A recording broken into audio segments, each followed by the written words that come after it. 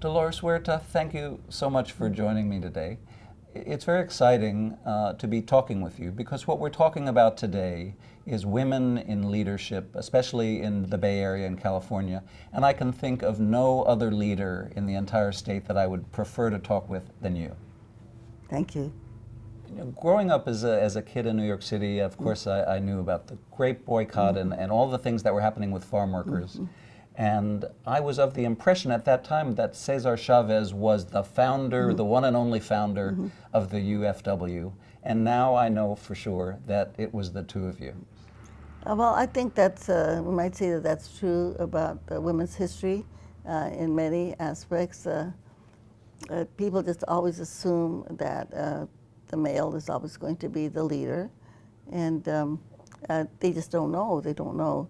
And sometimes even when they do know, they kind of forget. So, and that's why I think women, we have to kind of fight for the work that we do, take credit for the work that we do. And it's very difficult because we as women are not used to doing that. We're very used to be accommodating. We don't want to be braggarts or show-offs, or we don't want to be conceited. So we're always too willing to step back or step aside and let someone else take the credit for the work that we do. And even I have to say that I myself found it very difficult to do that for many years until at some point when I had one of our vice presidents get up and make a report on the work that I had done in New York City on the boycott, and then I had to say, oh, wait a minute, I'm sorry, but you didn't do that work. I did that work, you know. But so I think it's a learning curve for women as a whole, and we've got to start educating our young women, our little girls, to have them be, to undo the socialization that has been done for women as a whole. That women have to be the victims, that we have to be the servants, that we have to be the accommodators, that our role is to make men look good instead of saying, no, our work and the work that we do in public service is essential, important. We need women at the table, at every table, in equal numbers. And women's voices are so important, especially now when we have these really challenging and trying times.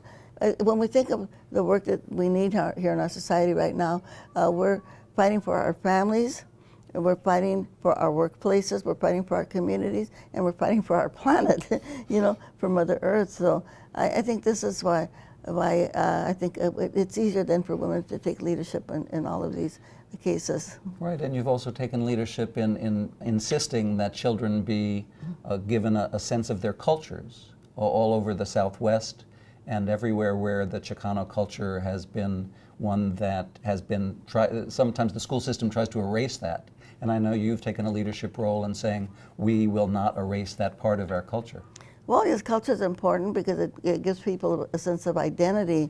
And if you don't know your own identity, where you came from, where your people come from, and if somehow your culture is seen as something that's inferior, something that's bad, then that makes the child feel inferior and feel bad. And so culture has to be celebrated. One of the things that I'm very driven about is to just ending racism in our society, because I think racism is a cancer that ends up with people, you know, not getting the resources that they need, people being poorer, people being discriminated, people being jailed, and as we just saw recently with mass shootings, people getting killed just because they happen to be Mexican or African American or Jewish. I mean, this bigotry has got to end, and the only way that we're going to end it in our society is through education, because people have to learn, number one, that this country was brown. When Europeans came here, it was brown.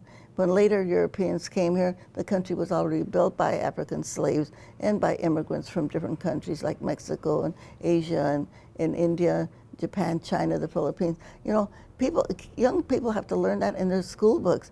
If we're going to get rid of white privilege and white supremacy and the hatred that comes with those two philosophies, we're going to have to start educating everyone. Now, one of your current campaigns, I know you were arrested just a few weeks ago in Fresno, and it made me think that so much of the work in our society of caregiving is either badly paid or unpaid and done by women. And it seems like this is a crusade that you're willing to take up at the age of 89 now. Tell me a little bit more about that. Well, that's in line with all of the work that I've done for working people to begin with. And we know that so many of these caregivers are not being paid adequately. And just as our child care providers, they're not being paid adequately. So many of these workers have to form a labor organization to be able to get the kind of recognition and the kind of bargaining power that they need.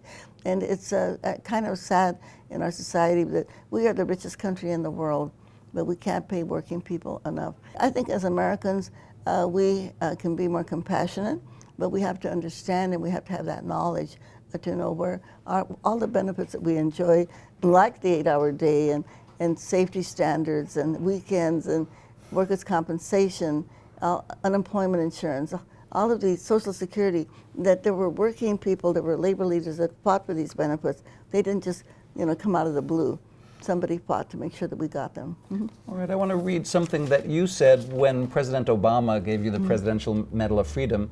You said, "The great social justice changes in our country have happened when people came together, organized, and took direct action. It is this right that sustains and nurtures our democracy today. The civil rights movement, the labor movement, the women's movement, and the equality movement for our LGBT brothers and sisters are all manifestations of these rights. I thank President Obama for raising the importance of organizing to the highest level of merit and honor." What were you thinking as you were saying those words, as President Obama gave you the highest civilian honor in the country? Well, that we have to promote organization, because when people come together, that's when they can make changes. And and people that are anti-democratic or anti-democracy, they don't want organization, because they know that when people do come together, like in labor organizations or women's groups or any other environmental organization, that's when you can really make the changes. And in a democracy, especially in a democracy, it doesn't work if people don't get involved.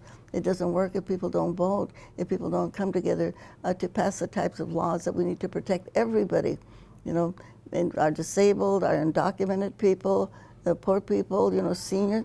Well, we have to have a democracy that everyone works to make it happen. I think the young people are much more knowledgeable, and what they don't know they can access in a quick minute on their cell phone or their computer, and they're very good about mobilizing and spreading the messages. And when we see young people that are marching for gun control and for climate change, and we see young immigrants marching for immigrants' rights, and so I think it's going to happen. I think it's going to happen, and the young people are going to make it happen.